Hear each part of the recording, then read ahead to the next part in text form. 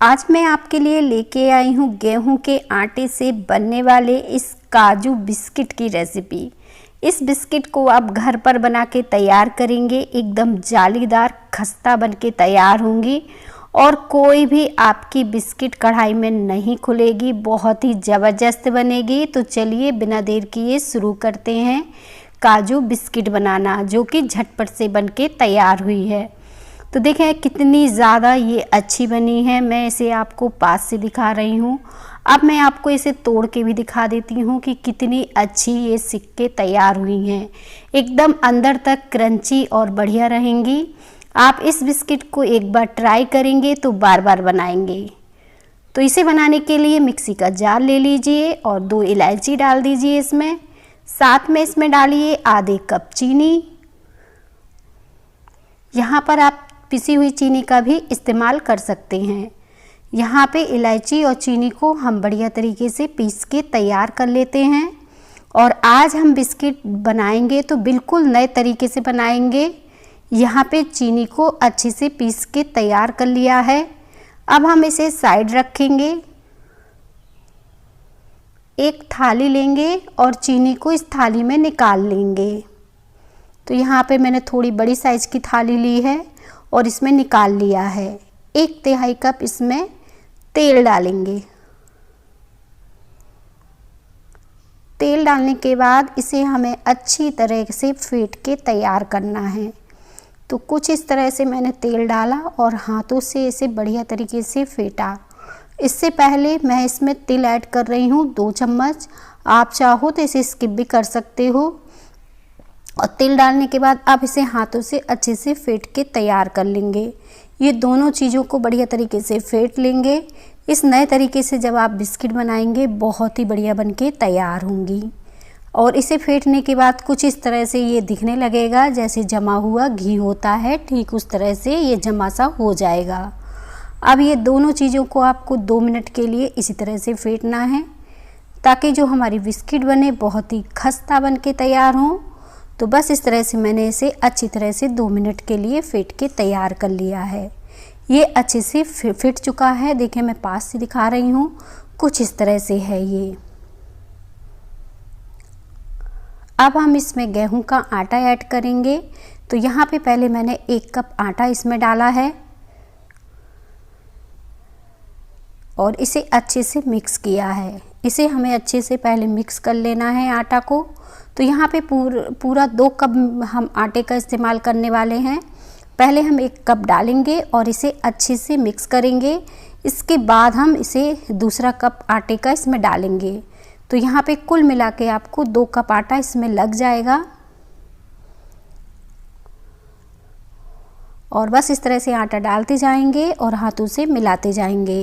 इस तरह से मैंने 2 कप आटा पूरा डाल के इसे तैयार कर लिया है। इसका मोयम अच्छे से आटे में लग चुका है। कुछ इस तरह से ये दिख रहा है। आप चाहो तो इसे लड्डू सा बांध के चेक कर सकते हो। जब आप इस तरह से इसे मिलाओगे तो ये इस तरह से लड्डू सा बनना शुरू हो जाएगा। एकदम परफेक्ट हमारा मोयम इसमें लग चुका है। मैं इसे दिखा रही हूँ आपको। कुछ इस तरह से आप बांधेंगे तो ये इजीली बंधेगा।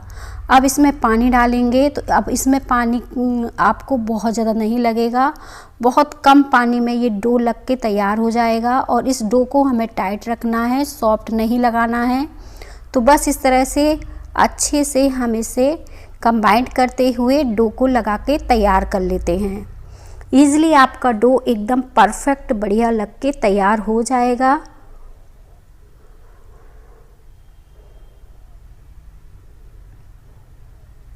और देखें डो को मैंने लगा के तैयार कर लिया है। इसका एक टाइट डो लगाया है, कुछ इस तरह से मैं पास से दिखा रही हूँ। कुछ इस तरह से ये डो लग के तैयार हो चुका है और इसे मैंने टाइट ही रखा है, सॉफ्ट नहीं रखा है। और डो को हम साइड रख देते हैं। अब हम दूसरी तैयारी करेंगे। तो यहाँ पे हमें इसके लिए साटा बनाना है। तो 1 चम्मच हम मैदा लेंगे और 2 चम्मच हम इसमें रिफाइंड का इस्तेमाल कर रहे हैं। घी, रिफाइंड आप कुछ भी डाल सकते हैं, जो भी आप डालना चाहें। अच्छे से इसे फेंट के तैयार कर लीजिए कुछ इस तरह से। अब इस तरह से ये बनके तैयार हो चुका है। देखिए मैं पास से दिखा रही हूँ। और इसे भी अब साइड रखेंगे और जो आटा है इसकी हम लोइयां बना लेंगे। तो यहाँ पे मैं 5 रोटी इसकी बनाऊंगी। तो हाथों पर आप आटा लगा लीजिएगा और इसकी लोइयां तैयार कर लीजिएगा। थोड़ा सा ये चिपकता है, बहुत ज़्यादा नहीं, और बस इसको इस तरह से हम बेल के तैयार कर लेंगे। ईज़िली ये मिल जाता है, बहुत ही अच्छे से बिल के तैयार होगा। तो यहाँ पे इस साइज़ की रोटी के साइज़ की मैंने इसे बेल के तैयार किया है। अभी मैंने पतला नहीं किया है। इसी तरह से हमें पांचों को बेल कर तैयार कर लेना है, और ताकि जो हम काजू बिस्किट बनाएं वो बहुत ही खस्ता और बढ़िया लेयरदार बने। तो यहाँ पर देखें, एक रोटी लेना है और इस पर साटा लगा देना है। थोड़ा थोड़ा ही लगाना है, इस तरह से फैला देंगे और इसके ऊपर हम इस तरह से रख देंगे।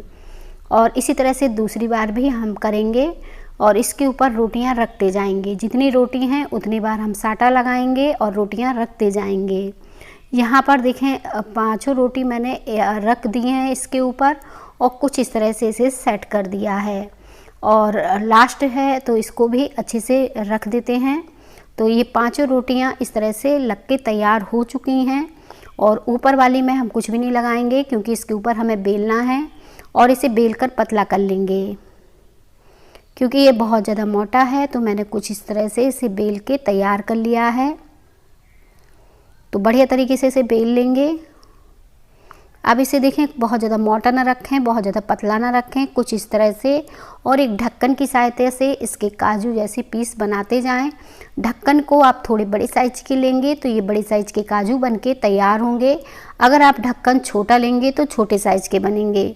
तो आप जैसे बनाना चाहें वैसे बना सकते हैं। बहुत ही ईजी तरीका है, झटपट से ये बनके तैयार हो जाते हैं। और देखें, ये कंप्लीट हो चुके हैं, कुछ इस तरह से हैं। तो चलिए अब इनको तल लेते हैं। यहाँ पर हमने तेल गरम करने के लिए रखा है। मीडियम गरम तेल में इन्हें डालेंगे। तो बस एक एक करके इन्हें डाल दीजिए, जितने कढ़ाई में आए उतने डाल दीजिए। आँच को बिल्कुल धीमा ही रखिए ताकि ये बढ़िया तरीके से सिक जाएं। ज़रूरत पड़े तेल ज़्यादा ठंडा हो जाए तो थोड़ी देर के लिए आँच को मीडियम कर दीजिए। अब इन्हें धीरे धीरे इस तरह से चलाते हुए घुमा दीजिए ताकि ये अच्छे से सिक जाएं। तो बस कुछ इस तरह से चलाते जाना है हल्के हाथों से। और इसके बाद जैसे ही इनका कलर चेंज होगा वैसे ही आप इन्हें पलट दीजिए। और बस इस तरह से पलट पलट के अच्छे से सेक के तैयार कर लेना है। बहुत ही लेयरदार और बढ़िया आपके काजू बिस्किट बनके तैयार हो जाएंगे।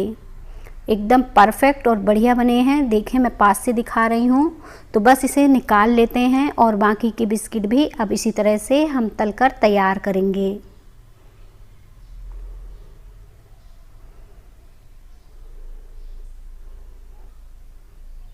तो देखें, मैंने जितने सिकते जा रहे थे मैं निकालती जा रही हूँ।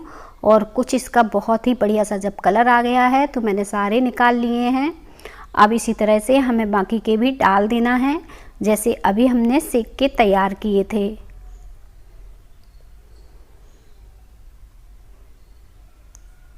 और देखें, इनको भी मैंने डाल दिया है। अब जैसे ही एक कलर चेंज होंगे इन्हें पलटते जाएंगे और बढ़िया तरीके से सेक के तैयार कर लेंगे। जब तक कि इनका कलर चेंज ना होगा तब तक हम इसे नहीं निकालेंगे। और जब पूरी तरह से इनका कलर चेंज हो जाएगा तब हम इसे निकाल लेंगे। अब हमारे काजू बिस्किट बनके तैयार हो गए हैं। बहुत ही क्रिस्पी और बढ़िया बने हैं। मैं इसे पास से दिखा रही हूँ। एकदम क्रंची से ये बनके तैयार होते हैं। खाने में बहुत ही स्वादिष्ट होते हैं। सबसे अच्छी बात है, इन्हें आप जब तक चाहें तब तक स्टोर कर सकते हैं। तो मिलेंगे इसी तरह से।